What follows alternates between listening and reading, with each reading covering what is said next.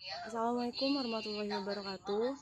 Izin memperkenalkan diri, saya Kathleen Asta Karolin, NPM 207510106. Di sini saya akan menjelaskan sedikit materi tentang analisis terhadap risiko. Jadi, untuk memudahkan pemahaman dan analisis terhadap risiko, kita bisa memetakan atau mengelompokkan risiko-risiko. Risiko bisa dikelompokkan ke dalam risiko murni dan risiko spekulatif dengan penjelasan sebagai berikut ini.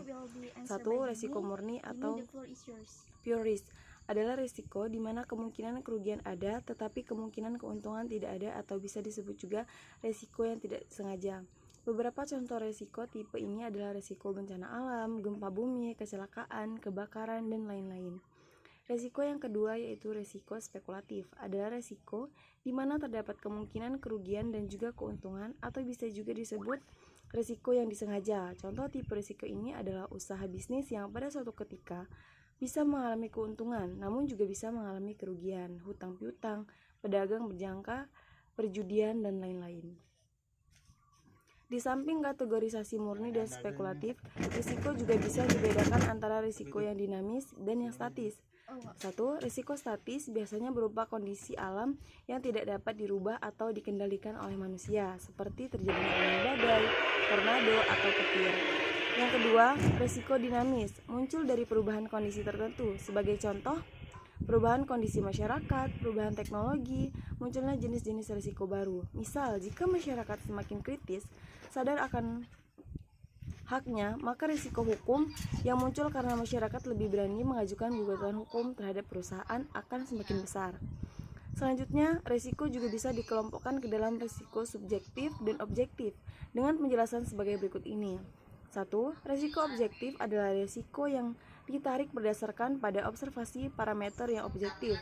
Contohnya, tingkat moralitas ayam broiler untuk usia panen 35 hari adalah sebesar 10%. Risiko subjektif adalah risiko yang ditarik berdasarkan persepsi seseorang terhadap risiko yang mungkin berbeda dengan persepsi orang lain.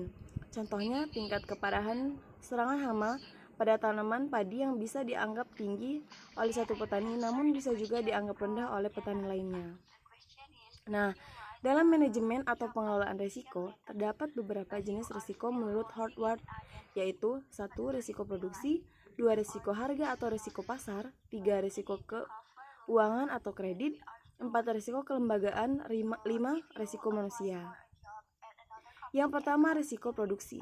Risiko produksi adalah risiko yang terkait dengan fluktuasi produksi yang mempengaruhi penerimaan usaha tani atau on-farm, disebabkan faktor-faktor seperti perubahan suhu, hama, dan penyakit. Selanjutnya, risiko harga atau risiko pasar. Risiko harga dapat disebabkan oleh perubahan harga produk atau harga input yang digunakan. Risiko ini muncul ketika proses produksi sudah berjalan. Selanjutnya, risiko keuangan atau kredit. Risiko keuangan merupakan dampak yang ditimbulkan oleh cara petani dalam mengelola atau manajemen keuangannya. Selanjutnya, risiko kelembagaan. Risiko kelembagaan merupakan risiko yang timbul akibat adanya perubahan aturan atau kebijakan yang mempengaruhi aktivitas usaha tani agribisnis. Selanjutnya, yang kelima, risiko manusia. Risiko ini disebabkan oleh tingkah laku manusia dalam melakukan proses produksi. Sumber daya manusia perlu diperhatikan untuk menghasilkan output optimal. Moral manusia dapat menjadi risiko ketika menimbulkan kerugian seperti adanya kelalaian, sehingga menimbulkan kebakaran, pencurian, dan rusaknya fasilitas produksi. Sekian video dari saya. Terima kasih. Wassalamualaikum warahmatullahi wabarakatuh.